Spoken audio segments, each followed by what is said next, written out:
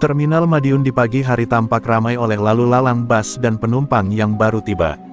Namun di balik hiruk-pikuk itu, ada aroma ketakutan yang menyelinap di antara para pedagang kaki lima.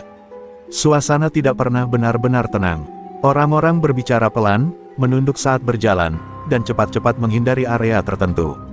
Semua tahu, bukan hanya penumpang yang menguasai terminal, tapi preman-preman yang memperlakukan tempat itu seperti wilayah kekuasaan pribadi.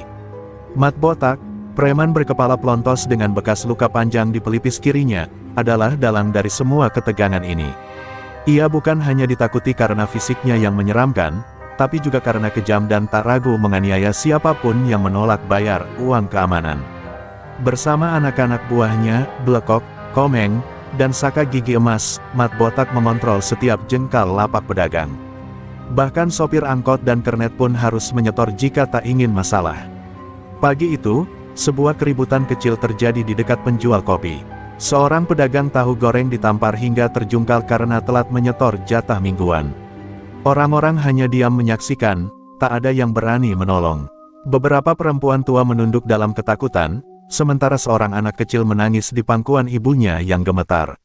Ini bukan hal baru, tapi tetap menyayat hati bagi yang melihatnya. Mat Botak berjalan tenang di antara para pedagang, seperti raja yang sedang memeriksa wilayah. Langkah kakinya disertai suara denting rantai besi yang tergantung di pinggangnya. Ia menyeringai puas melihat orang-orang gemetar di hadapannya. Baginya, ketakutan adalah mata uang paling mahal. Kalau semua nurut, hidup kita enak, katanya sambil menyulut rokok dan menginjak tahu goreng milik korban tadi. Namun jauh di seberang terminal, dari kejauhan tampak gerobak bakso baru yang belum pernah terlihat sebelumnya. Gerobak itu sederhana, tanpa nama, hanya bertuliskan, bakso panas segar. Di baliknya berdiri seorang pemuda berkemeja lusuh dan celana training, matanya tenang namun penuh rahasia.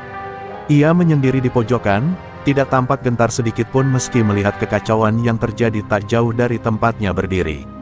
Beberapa pedagang lama menatap gerobak itu dengan heran.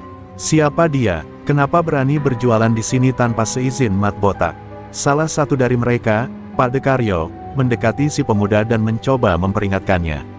Nak, kalau kau baru di sini, lebih baik pulang dulu. Tempat ini bukan untuk orang baik-baik, ucapnya dengan suara bergetar. Namun si pemuda hanya tersenyum tipis dan mengaduk kuah baksonya tanpa berkata sepatah kata pun.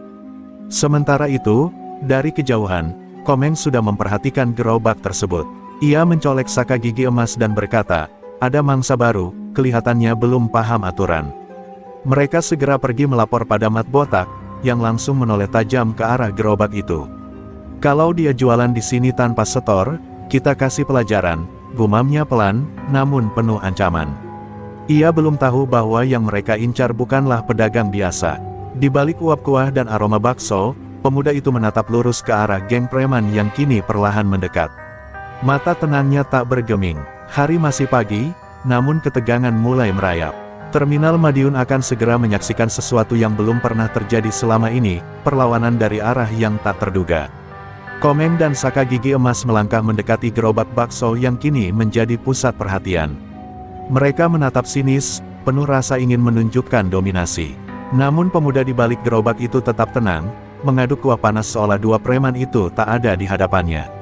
Hal ini membuat Komeng geram, merasa harga dirinya diinjak oleh penjual yang bahkan belum tahu siapa penguasa terminal ini.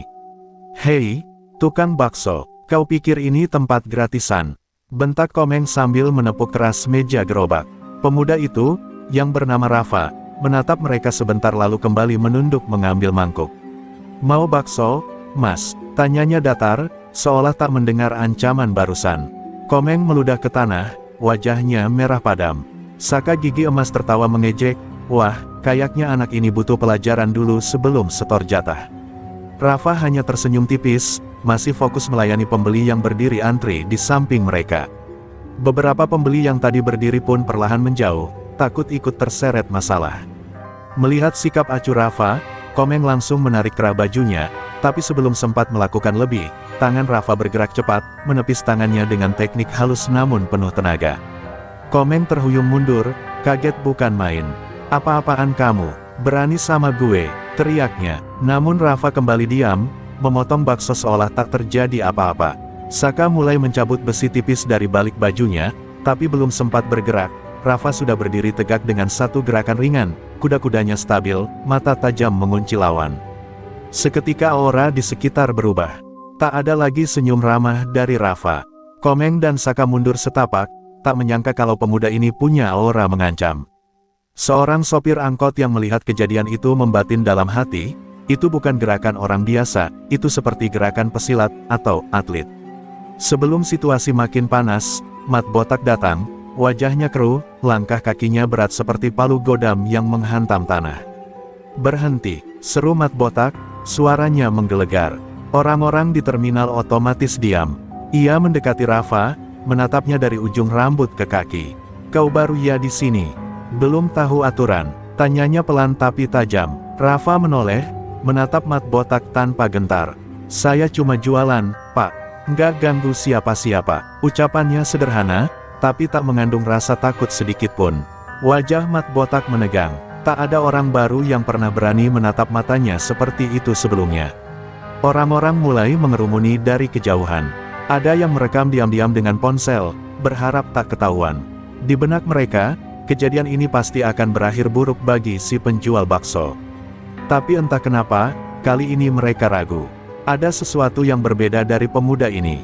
Entah dari caranya berdiri, cara menatap, atau cara dia menghadapi tekanan. "Ia bukan pedagang biasa. Besok, kalau kau masih di sini tanpa setor, siap-siap gerobakmu kami hancurkan," kata Mat Botak sambil menunjuk wajah Rafa. Tak menunggu jawaban, ia membalikkan badan dan pergi, diikuti anak buahnya. Rafa kembali duduk, meniup kuah panas dan menyendok bakso pelan. Orang-orang memperhatikannya dari jauh. Di mata mereka, pemuda ini adalah misteri yang mengundang tanya. Dan hari esok, mereka tahu, tak akan berjalan biasa-biasa saja. Sejak insiden pagi itu, suasana di Terminal Madiun berubah drastis. Nama Rafa mulai beredar dari mulut ke mulut, bukan sebagai penjual bakso biasa, melainkan sebagai anak baru yang menantang Mat Botak. Setiap pedagang diam-diam memperbincangkan keberaniannya. Beberapa menganggap Rafa nekat dan tak tahu diri, tapi ada pula yang mulai berharap, mungkinkah ini tanda perubahan? Mungkinkah ada seseorang yang bisa menghentikan kekuasaan preman-preman itu? Di sisi lain, Mat Botak gelisah. Bukan karena takut, tapi karena gengsinya tercabik. Belum pernah seumur hidupnya ada pedagang yang berani menolak, apalagi menatap matanya dengan begitu tenang. Anak itu bukan sembarangan. Gerakannya halus, tapi tajam, gumamnya di markas kecilnya, di sebuah bangunan kosong di belakang terminal. Ia memutar kembali rekaman video dari ponsel anak buahnya, gerakan Rafa menepis tangan Komeng memang tak biasa. "Aku mau data lengkap tentang dia," kata Mat Botak keblekok. "Namanya siapa, tinggal di mana, dari mana, asalnya, dan siapa keluarganya. Kalau perlu, kita datangi rumahnya." Wajah Mat Botak menghitam. Ia tak bisa membiarkan seorang penjual bakso menjadi simbol perlawanan. Gengnya harus tetap ditakuti, atau segalanya akan runtuh. Di dunia Mat Botak, rasa takut adalah mata uang yang paling berharga. Komeng dan Saka yang masih kesal karena dipermalukan mulai bergerak cepat. Mereka menyamar sebagai pembeli, duduk tak jauh dari gerobak bakso Rafa sambil mengamati dari balik topi dan masker. Namun, Rafa tetap tak terpengaruh. Ia melayani pembeli dengan tenang, ramah, dan cekatan. Tak ada tanda ketegangan di wajahnya, seolah yang terjadi kemarin hanyalah angin lalu. Tapi diam-diam, Rafa tahu semua gerakan mereka. Ia melihat dari pantulan kaca spion gerobaknya, dan mencatat setiap langkah mereka dalam kepalanya. Sore harinya, saat Rafa hendak pulang, sebuah motor matic tiba-tiba melintas cepat dan nyaris menabraknya. Untung ia sempat melompat mundur. Tak lama kemudian, ia menemukan sobekan surat dengan tulisan tangan, "Kamu tidak akan aman di sini. Pergi sebelum kami membuatmu menyesal." Rafa menatap kertas itu sebentar, lalu merobeknya menjadi serpihan kecil dan melemparkannya ke selokan. "Mereka pikir aku akan mundur hanya karena ancaman seperti ini," batinnya sambil mendorong gerobaknya perlahan menuju rumah kontrakan. Di rumah kontrakannya yang sempit, Rafa membuka lemari kecil berdebu dan mengeluarkan sabuk hitam taekwondonya. Ia menggenggam erat, menatapnya lama. Banyak kenangan pahit dan manis yang berputar dalam kepalanya, pertandingan nasional, medali emas, pengkhianatan pelatih, dan ayahnya yang sakit karena terlibat dalam kasus pengaturan skor. Rafa menarik napas panjang. Aku memang lari dari dunia itu, tapi kalau mereka pikir aku akan membiarkan orang kecil terus diinjak, mereka salah. Malam itu, Mat Botak mengadakan rapat rahasia. Besok pagi, kita hancurkan gerobaknya. Kalau dia melawan, kita hajar rame-rame. Serunya, semua anak buahnya bersorak setuju. Mereka tak tahu bahwa yang mereka rencanakan bukan penyerangan terhadap penjual bakso biasa. Mereka sedang membuka pintu neraka yang tak akan bisa mereka tutup kembali. Pagi di Terminal Madiun kembali ramai. Namun ada sesuatu yang berbeda di udara, sebuah ketegangan yang menggantung di antara para pedagang dan sopir. Semua tahu bahwa hari ini bukan hari biasa. Semua menanti apa yang akan terjadi di gerobak bakso milik Rafa. Beberapa bahkan pura-pura membeli, hanya untuk bisa menyaksikan dari dekat. Bisik-bisik menyebar cepat, hari ini mereka bakal hancurin gerobaknya. Tepat pukul 8, geng Mat Botak muncul. Komeng, Saka, dan dua preman lainnya berjalan beriringan dengan langkah penuh amarah. Mat Botak sendiri tidak ikut hari itu, memilih mengamati dari jauh. Ia ingin anak buahnya belajar, menaklukkan, musuh kecil tanpa bantuannya. Komeng memimpin barisan sambil membawa besi panjang yang disembunyikan di balik jaket lusuhnya. Ia meludah ke tanah, lalu menunjuk gerobak Rafa. Hari ini, gerobak lo kami ambil. Rafa yang tengah sibuk melayani pembeli menoleh dengan tenang. Wajahnya tidak menunjukkan rasa takut sedikit pun. Beberapa ibu-ibu yang sedang membeli langsung mundur, khawatir akan terjadi sesuatu. Rafa meletakkan sendok sayur, mengencangkan ikat pinggang, lalu berdiri tegak. Kalau kalian mau bakso, antre. Kalau mau cari masalah, pastikan siap pulang dengan luka, ucapnya dengan suara datar, namun penuh tekanan. Komeng tertawa keras, diikuti oleh yang lain. Sok jago lo, tukang bakso. Gini aja, kita bantu, bongkar, dagangan lo, ya. Seru Saka sambil melompat ke arah gerobak, hendak menendangnya. Tapi dalam sekejap, Rafa bergerak. Tendangan melayang ke arah perut Saka begitu cepat dan presisi. Tubuh Saka terangkat dan mental ke belakang, menabrak meja dagangan. Di sebelah, semua yang melihat terdiam, tak percaya mata mereka sendiri. Komeng tak tinggal diam, ia menyerang dengan besi, namun Rafa memutar tubuh dan menangkap pergelangan tangan Komeng. Dengan satu gerakan, ia membanting tubuh preman itu ke tanah. Komeng menjerit kesakitan. Preman ketiga mencoba melompat dari belakang, tapi Rafa memutar dan menghantamkan sikunya ke dada lawan, membuatnya terkapar tak sadarkan diri. Semua terjadi dalam hitungan detik. Tak ada gerakan berlebihan, tak ada emosi, hanya ketenangan mematikan. Warga terminal yang sejak tadi diam mulai bersorak pelan. Gila, dia jagoan, beneran.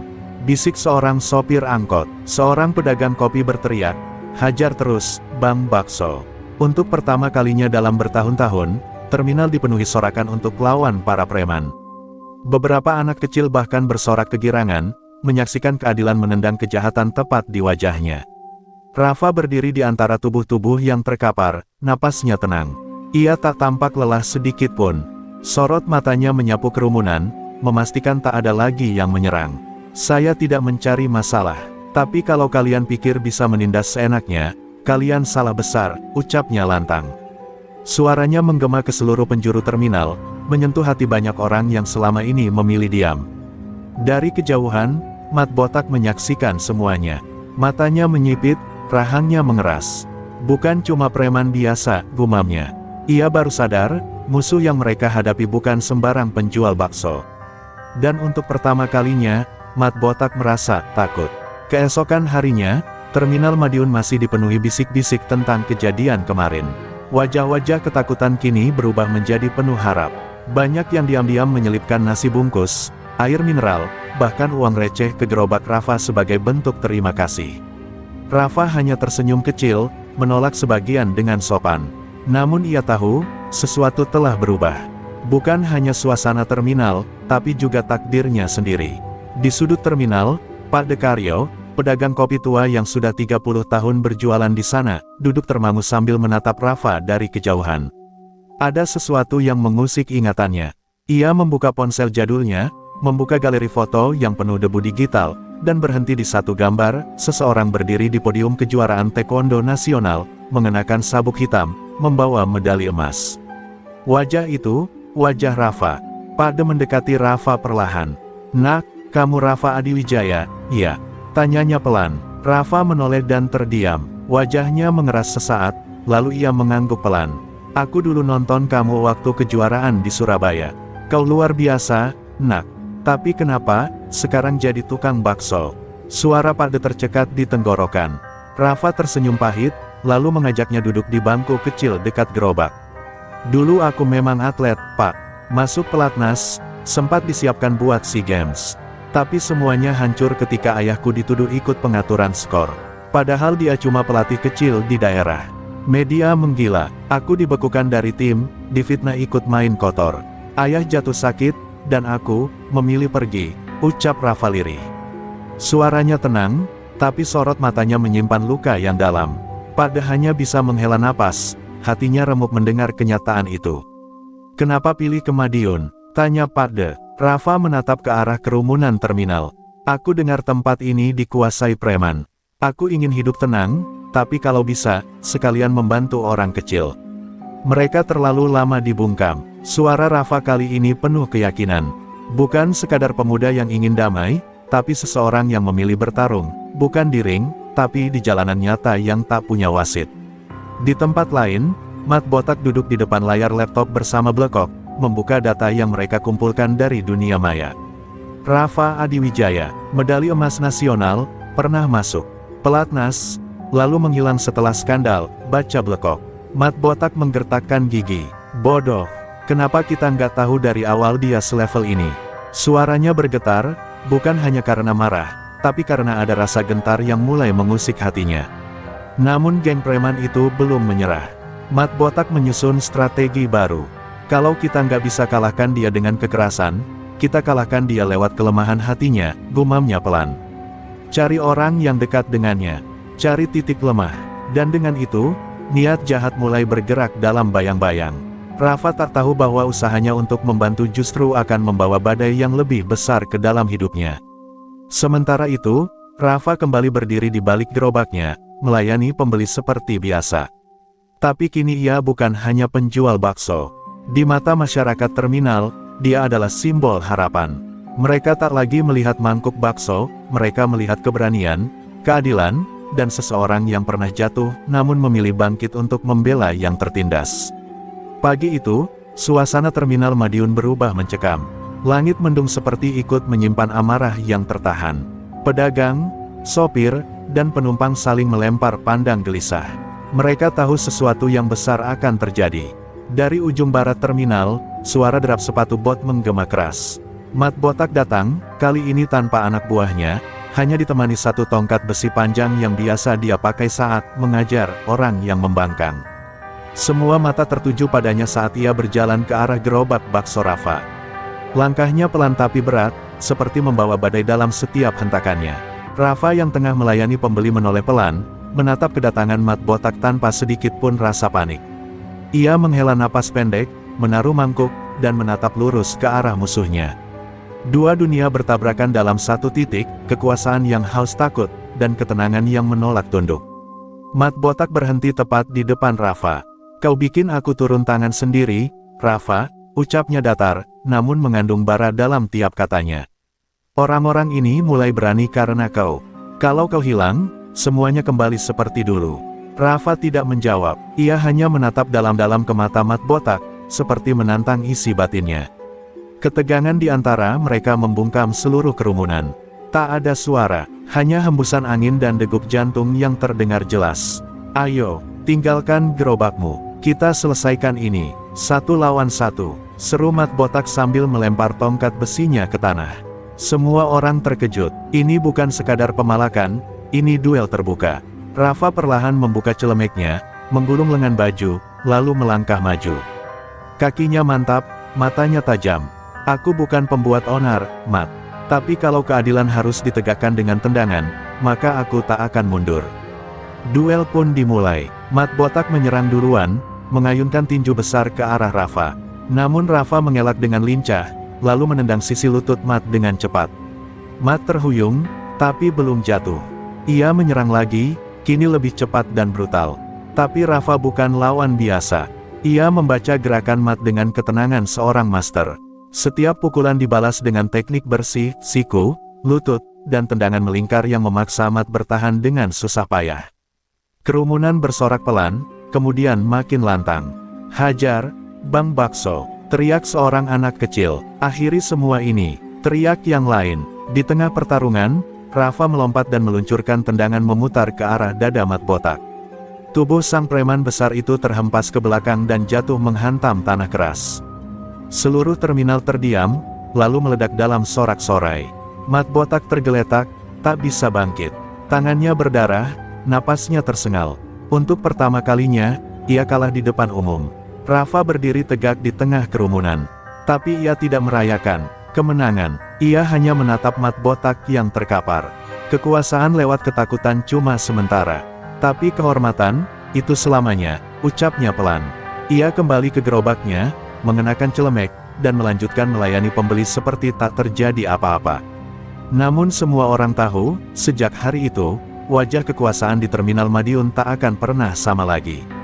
Malam itu, usai kejadian besar di terminal, Rafa duduk sendirian di dalam kontrakannya yang sempit. Gerobaknya terparkir di luar, remang-remang diterangi lampu jalan. Di dalam, hanya ada tikar lusuh, satu kompor kecil, dan tumpukan buku-buku tua tentang taekwondo dan filosofi bela diri. Angin malam masuk dari celah jendela kayu, membawa hawa dingin yang tak hanya menyentuh kulit, tapi juga membuka kembali luka yang selama ini berusaha dikubur dalam-dalam. Rafa membuka sebuah kotak kecil dari bawah tempat tidurnya.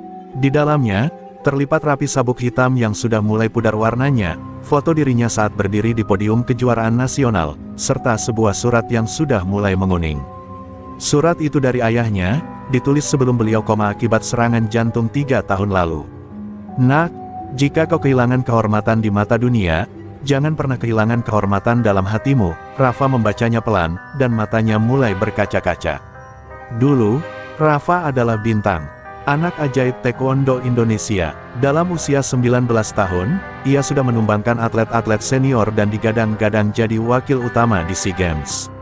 Tapi semua itu hancur ketika mafia taruhan olahraga menjebak ayahnya, yang juga pelatih daerah.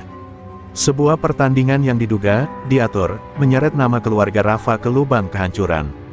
Ia dicoret dari pelatnas tanpa bukti kuat, dan seluruh media menyudutkannya.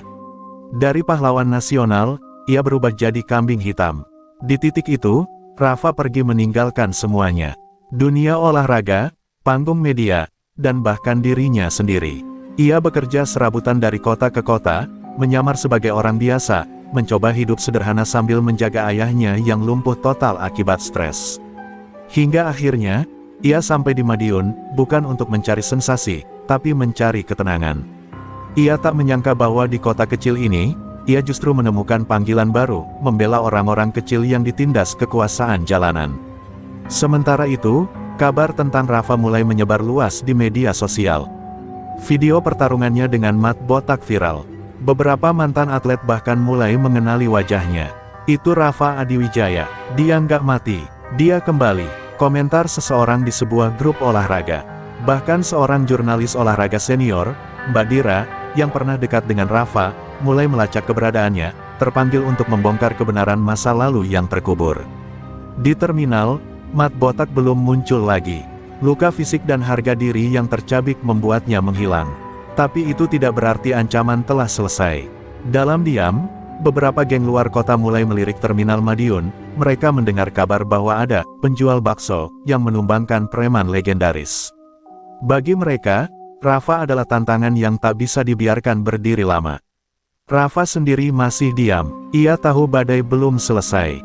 Tapi malam itu, di bawah cahaya lampu gantung yang redup, ia berdiri melakukan jurus-jurus dasar taekwondo, perlahan, penuh ketenangan. Bukan untuk pamer, bukan untuk melawan, tapi untuk mengingat siapa dirinya sebenarnya. "Aku bukan hanya atlet, aku adalah anak dari seorang pelatih jujur. Aku adalah Rafa Adiwijaya, dan aku sudah tidak akan lari lagi." Di balik semua itu, langit Madiun terasa seperti saksi bisu yang menyimpan rahasia besar. Rafa tahu, waktu akan membawa segalanya pada titik terang. Tapi hingga saat itu tiba, ia memilih bertahan, bukan sebagai pahlawan, tapi sebagai manusia biasa yang tak sudi melihat kebenaran.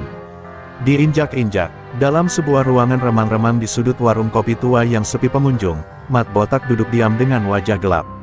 Bekas luka di pelipisnya masih terlihat jelas, dibalut perban kotor. Tapi yang lebih sakit bukan tubuhnya, melainkan harga dirinya yang tercabik. Preman nomor 1 Terminal Madiun, dijatuhkan oleh penjual bakso.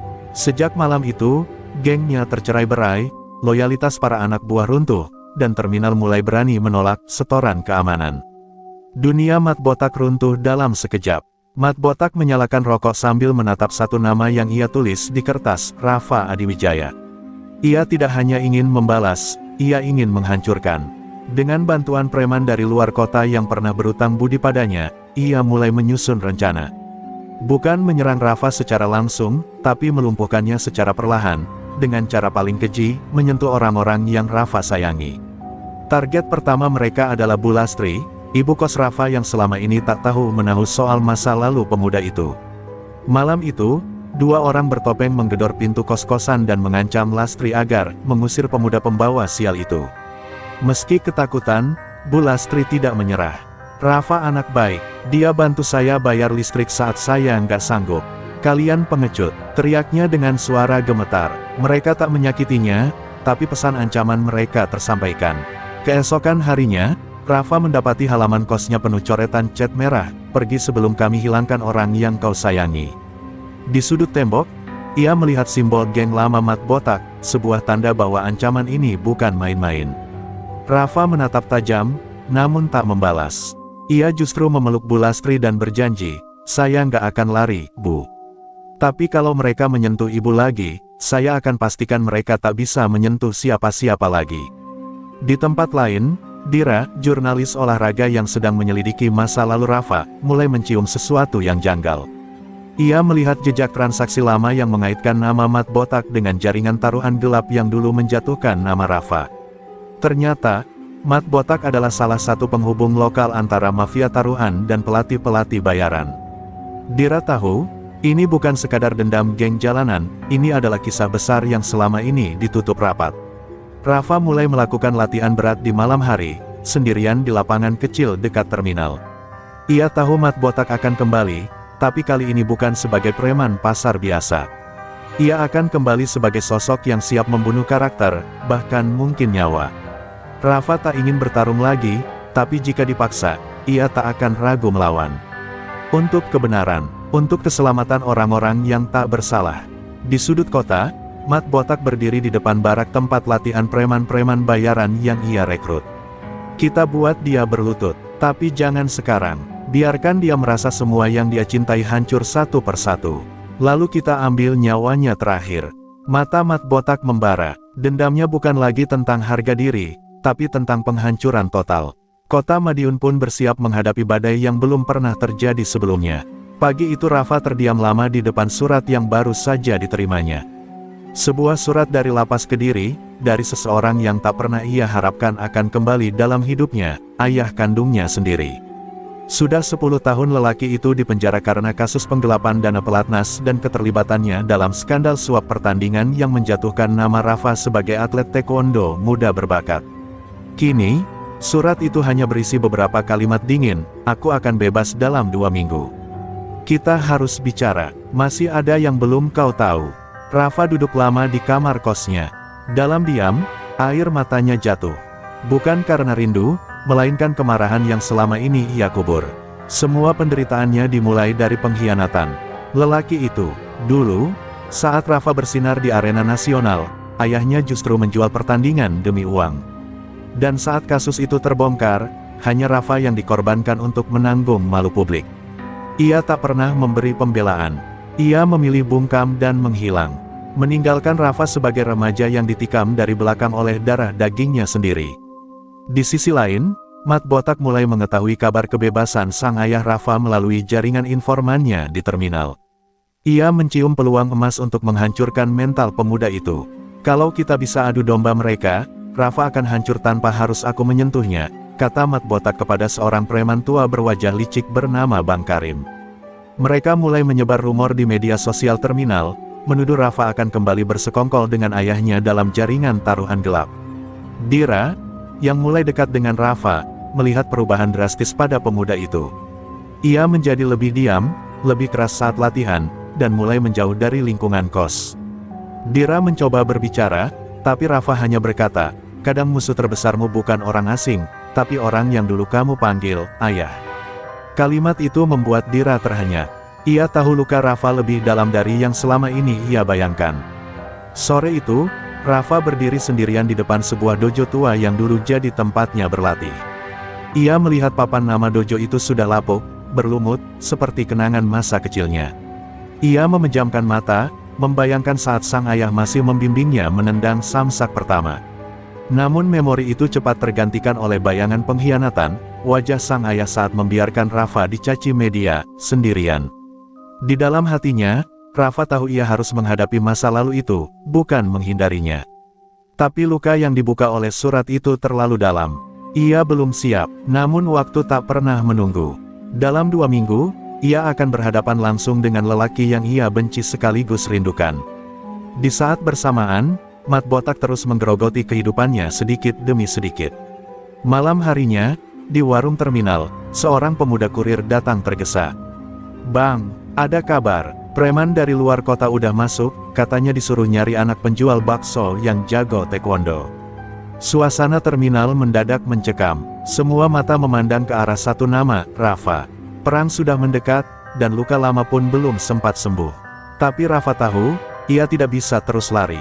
Bukan hanya dari musuh, tapi juga dari bayang-bayang masa lalu. Pagi itu langit Madiun tampak kelabu, seolah tahu bahwa sesuatu yang berat tengah mendekat. Di stasiun, kereta api dari arah Kediri berhenti perlahan. Dari pintu keluar gerbong ketiga, seorang pria parubaya dengan wajah penuh keriput turun, membawa tas kecil di pundaknya. Wajah itu lelah, tapi sorot matanya masih tajam seperti dulu. Dialah Risman, ayah Rafa, mantan pelatih nasional yang kini hanya bayang-bayang dari masa kejayaannya. Rafa berdiri di kejauhan, menatap diam-diam dari balik tiang penyangga stasiun. Ada konflik besar di dalam dadanya, antara keinginan untuk meninju wajah itu sepuasnya, atau memeluknya sekali saja demi luka yang belum sembuh. Tapi yang ia lakukan hanyalah membalikkan badan dan berjalan pergi. Ia belum siap, dan yang lebih mengusik, kenapa pria itu begitu yakin mereka harus bicara. Sementara itu, Mat Botak dan Bang Karim sudah mencium waktu yang tepat untuk melancarkan siasatnya. Mereka menyebar video editan di media sosial terminal yang menggambarkan seolah-olah Risman adalah bagian dari jaringan judi silat yang akan menghidupkan kembali kekacauan masa lalu. Tujuannya jelas, mencoreng nama Rafa, membuat kepercayaan warga terminal luntur padanya. Dan perlahan, strategi itu berhasil. Beberapa tukang parkir mulai menghindar. Seorang pedagang bahkan menolak pesanannya. "Maaf, kami nggak mau ikut-ikutan, Rafa," ujar. Mereka takut. Dira adalah satu-satunya yang tetap berdiri di samping Rafa. Saat malam turun dan kota mulai hening, ia mendatangi Rafa di pinggir lapangan tempat Rafa biasa berlatih sendiri. "Kamu nggak bisa terus sembunyi dari dia. Mau sampai kapan kamu dihantui?" ujar Dira lirih. Tapi Rafa hanya menatap kosong ke langit. "Yang aku takutkan bukan ayahku, Dir, tapi diriku sendiri. Takut aku nggak bisa mengendalikan amarah ini saat berhadapan langsung dengannya." Keesokan harinya, sebuah kabar menyebar dengan cepat. Risman terlihat duduk di sebuah warung dekat terminal, sendirian, memandangi tempat yang dulu ia kenal dengan baik. Sejumlah preman muda mencoba menghina dan memprovokasinya, tapi ia tetap tenang. Bahkan ketika seorang dari mereka menendang kursi tempat ia duduk, Risman tak bergeming. "Aku bukan bagian dari kalian. Tapi kalau kalian ingin bermain kotor, silakan, tapi jangan seret anakku." Kalimat itu terdengar tajam dan penuh peringatan. Di tempat lain, Rafa berdiri di depan cermin, menatap refleksi dirinya. Ia mengingat masa kecilnya, saat sang ayah mengajarinya jurus-jurus taekwondo pertama kali. Semua terasa seperti mimpi buruk yang tak selesai. Tapi hari itu, sesuatu di dalam dirinya berubah. Ia menggenggam seragam taekwondonya yang lama, yang dulu ia simpan dalam kotak kayu di bawah tempat tidur. Debu masih menempel, tapi semangatnya mulai kembali menyala. Malam pun datang. Lampu-lampu terminal mulai redup. Rafa berjalan dengan langkah pasti menuju warung tempat ayahnya menunggu. Orang-orang memperhatikan dengan tegang. Tak ada suara, tak ada kata-kata. Hanya dua bayangan, seorang pemuda dengan luka batin mendalam dan seorang ayah dengan masa lalu kelam, yang akhirnya duduk berhadapan. Dunia seakan menahan napas. Hening menyelimuti warung kecil itu. Hanya suara kipas angin tua yang berderit dan denting sendok pada gelas kopi yang memecah sunyi. Risman menatap Rafa, sementara pemuda itu duduk kaku, rahangnya mengeras, seperti menahan gelombang emosi yang hampir meledak. "Kau sudah dewasa sekarang," ucap Risman pelan. Tapi tak ada jawaban. Rafa hanya menunduk, menatap meja kayu yang mulai lapuk. Jarak puluhan tahun tampak seperti jurang yang tak mudah diseberangi. "Aku tidak butuh pujianmu," gumam Rafa dingin. Suaranya berat, tapi ada getaran halus di sana. Risman menarik napas panjang. Ia tahu, satu kata salah saja bisa menghancurkan kesempatan satu-satunya ini. "Aku tidak datang untuk membela diri. Tapi ada sesuatu yang perlu kau tahu. Selama ini kau pikir aku dihukum karena berjudi dan kekerasan.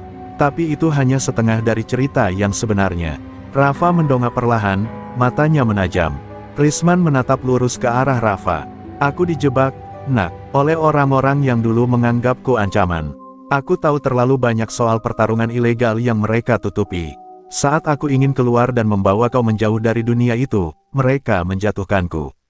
Mereka ancam ibumu. Itu sebabnya aku memilih diam dan masuk penjara. Demi kalian." Suara Risman bergetar, tangannya mengepal, menahan emosi yang selama ini terpendam. Rafa tertunduk lagi. "Kenapa baru sekarang kau cerita? Setelah semuanya hancur?" tanyanya lirih. "Ibu mati dalam keadaan benci padamu. Aku tumbuh dengan dendam. Dan semua itu, karena kau memilih diam." Risman menutup matanya sejenak. "Karena aku tahu, jika aku melawan, kau bisa jadi korban. Diamku bukan kelemahan, tapi perlindungan." Ada air mata di sudut matanya, tapi tak sampai jatuh. Ia terlalu keras pada dirinya sendiri selama bertahun-tahun. Di luar warung, beberapa mata mengintai dari kejauhan. Termasuk Mat Botak, yang tak percaya Rafa benar-benar bertemu dengan ayahnya. "Biarin mereka bersatu, itu lebih gampang. Kita hancurin dua-duanya sekaligus," gumamnya sambil terkekeh. Ia mengisyaratkan Bang Karim untuk segera jalankan rencana tahap akhir, penyerangan mendadak terhadap Rafa dan Risman saat mereka paling lengah. Tiba-tiba, sebuah suara pecah dari luar warung. Lemparan batu menghancurkan jendela, membuat pengunjung terkejut. Rafa langsung berdiri, siaga. Risman pun bangkit berdiri, secara refleks mengambil posisi bertahan. "Mereka mulai," kata Risman tegas. Rafa melirik ayahnya. "Kau masih bisa bertarung." Risman menatapnya tajam, lalu tersenyum tipis. "Aku tidak pernah benar-benar berhenti." 5 orang preman bertopeng masuk menerobos, membawa senjata tumpul. Tapi belum sempat menyerang, Rafa melompat cepat dengan teknik tendangan memutar, tendangan khas taekwondo yang membuat salah satu preman tersungkur. Risman, dengan gerakan cepat dan presisi, melumpuhkan 2 orang dalam sekejap. Warung berubah jadi medan tempur kecil. Tapi kali ini, Rafa dan ayahnya bertarung berdampingan.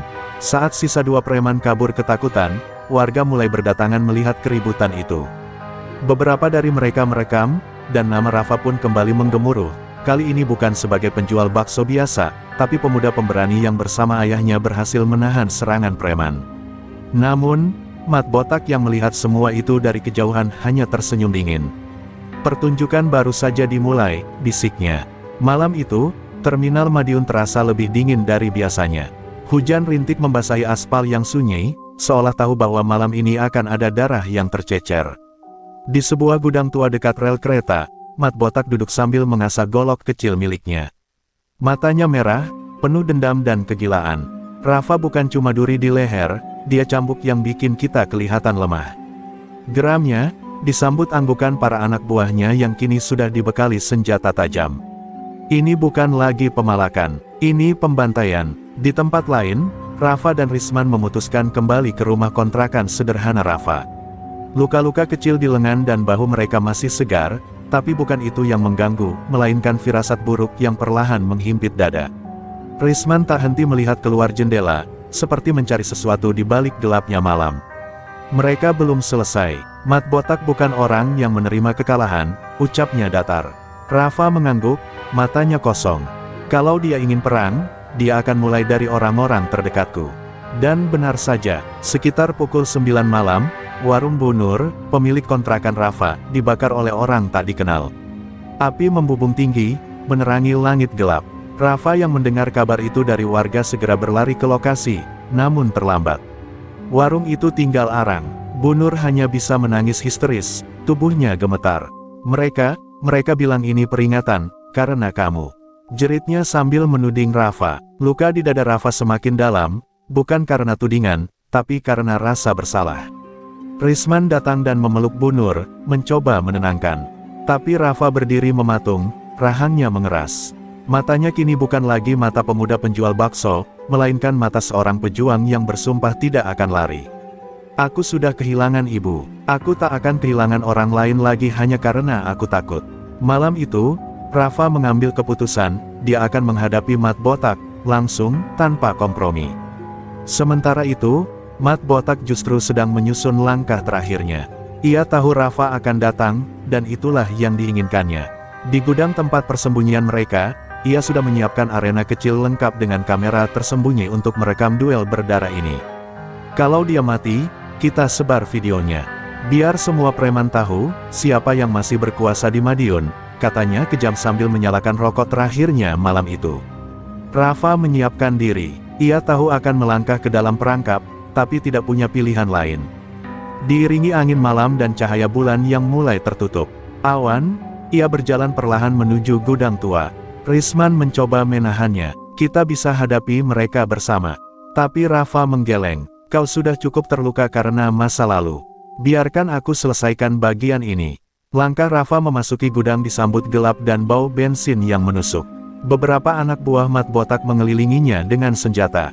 Tapi Rafa tidak gentar. Mana Mat Botak? Teriaknya lantang. Dari atas, suara tawa berat menggema. Mat Botak muncul di balkon besi, dengan tangan memegang rantai. Kau datang sendiri, pintar juga, tapi tetap saja, kau akan mati malam ini, Rafa.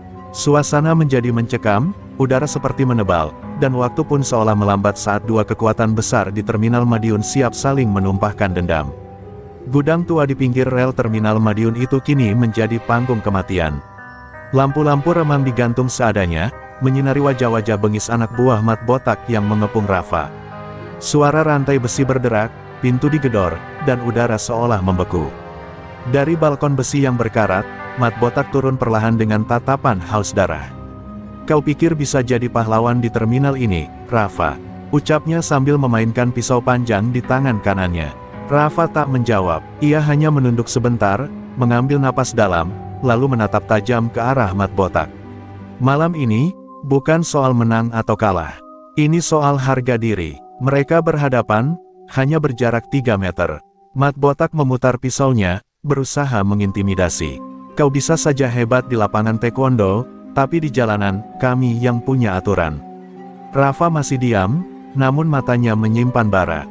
Dalam satu kedipan, ia menerjang cepat, melompat dengan tendangan memutar yang nyaris menghantam kepala Mat Botak. Namun preman tua itu sigap, ia menghindar dan membalas dengan sabetan pisau yang mengenai lengan Rafa. Luka menganga, darah menetes, tapi Rafa tetap berdiri. Suasana berubah tegang. Anak-anak buah Mat Botak terdiam, tak berani ikut campur. Mereka tahu, duel ini adalah soal harga diri pemimpin mereka. Rafa mengatur napas, menatap lawan dengan sisa tenaganya. Luka di lengannya perih, tapi adrenalin menutupi rasa sakit. Ia mengingat latihan kerasnya di pelatnas, ayahnya yang dulu menjadi pelatih taekwondo sebelum meninggal karena begal, dan semua orang kecil yang diperlakukan semena-mena oleh preman seperti Mat Botak. Semua itu membuat kakinya tetap kokoh. Pertarungan berlangsung sengit, tendangan demi tendangan menghantam tubuh Mat Botak. Namun lelaki botak itu bukan lawan sembarangan. Ia bertahun-tahun hidup di jalanan, tubuhnya terbiasa menahan rasa sakit. Rafa sempat terjatuh setelah disikut keras di rahang, namun ia bangkit lagi. Darah mengucur dari pelipisnya. Suasana makin mencekam. Hujan mulai turun deras, angin menerobos masuk lewat celah-celah gudang, seolah ikut menyaksikan pertarungan hidup dan mati itu. Di tengah hujan yang menetes dari atap bocor, Rafa akhirnya melihat celah. Mat Botak mulai kehilangan keseimbangan. Dalam gerakan cepat, Rafa menghindar dari serangan pisau dan memutar badan, lalu melompat dengan tendangan 720 derajat, jurus andalannya saat masih aktif bertanding. Tendangan itu mendarat sempurna di pelipis Mat Botak. Tubuh sang preman mental keras ketumpukan kardus, pisau terlepas, dan seketika tak bergerak. Hening menyelimuti gudang. Anak buah Mat Botak tertegun, tak percaya pemimpin mereka ambruk. Rafa berdiri dengan napas tersengal, tubuh penuh luka, namun matanya masih membara. Kekuasaan kalian sudah selesai. Madiun bukan tempat untuk menindas orang kecil, katanya lantang. Beberapa preman perlahan mundur, lalu lari keluar gudang. Sebagian hanya menunduk dan menjatuhkan senjata mereka. Tak ada lagi yang berani melawan. Malam itu, dominasi Mat Botak resmi runtuh.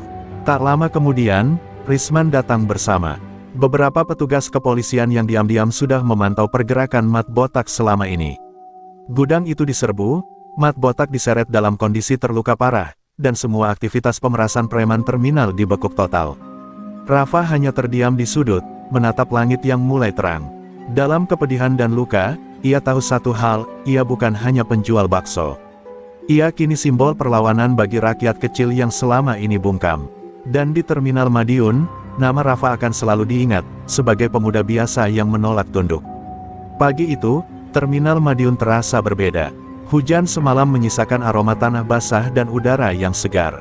Para pedagang kecil mulai membuka lapak mereka dengan wajah cerah, seolah beban lama telah terangkat. Tidak ada lagi teriakan preman yang memalak, tidak ada intimidasi. Para tukang ojek dan sopir angkot saling menyapa, membicarakan satu nama yang kini jadi buah bibir, Rafa. Pemuda penjual bakso yang malam sebelumnya menjatuhkan raja preman terminal dalam duel berdarah. Rafa masih berada di rumah sakit, menjalani perawatan atas luka-lukanya. Di samping ranjangnya duduk Pak Ridwan, seorang kepala terminal yang diam-diam selama ini menjadi pelindung informal bagi para pedagang kecil, namun tak berdaya melawan Mat Botak. Nak Rafa, kau sudah membuktikan bahwa keberanian bisa mengalahkan kekuasaan yang menindas, ucapnya sambil menggenggam tangan Rafa. Mata Pak Ridwan berkaca-kaca, penuh rasa bangga dan haru. Rafa hanya tersenyum lemah. Sementara itu, berita tentang pertarungan Rafa menyebar cepat. Video rekaman dari salah satu preman yang sempat memvideokan duel mereka viral di media sosial. Masyarakat memberi dukungan luar biasa. Banyak yang datang ke terminal hanya untuk sekadar melihat tempat kejadian, mengabadikan foto, dan menyumbang ke gerobak bakso Rafa yang kini dijaga oleh teman-temannya. Bahkan beberapa media nasional mulai mengangkat kisahnya sebagai simbol keberanian rakyat kecil melawan ketidakadilan. Di sisi lain, beberapa preman bekas anak buah Mat Botak mulai menunjukkan perubahan. Salah satu dari mereka, Didik, yang dulunya dikenal sebagai pemalak bengis, datang ke terminal dengan membawa sapu dan ikut membersihkan area lapak. Dulu saya salah, tapi Rafa membuka mata saya. Kami harus berubah, katanya kepada para pedagang. Awalnya, banyak yang takut, tapi perlahan, mereka menerima, karena memang sudah waktunya terminal ini menjadi tempat yang damai. Di kamar rumah sakit, Rafa menerima kunjungan dari seorang pelatih taekwondo nasional yang dulu melatihnya saat masih menjadi atlet. Kau masih punya jiwa petarung, Rafa. Dan bukan cuma di atas matras, tapi di kehidupan nyata, ucap pelatih itu. Ia menawarkan Rafa untuk kembali ke dunia taekwondo sebagai pelatih muda. Tapi Rafa hanya menjawab, saya masih ingin jualan bakso, Pak. Tapi kalau ada anak-anak di sini yang ingin belajar bela diri, saya siap ajarkan. Pak Ridwan lalu menawarkan Rafa sebuah lapak permanen dan tempat latihan kecil di pojok terminal, agar bisa terus berdagang sambil membina anak-anak muda. Rafa menerima dengan senyum tulus. Kini ia tahu, misinya belum selesai. Bukan hanya memerdekakan terminal dari premanisme, tapi juga menanamkan keberanian dan kehormatan di hati generasi muda Madiun.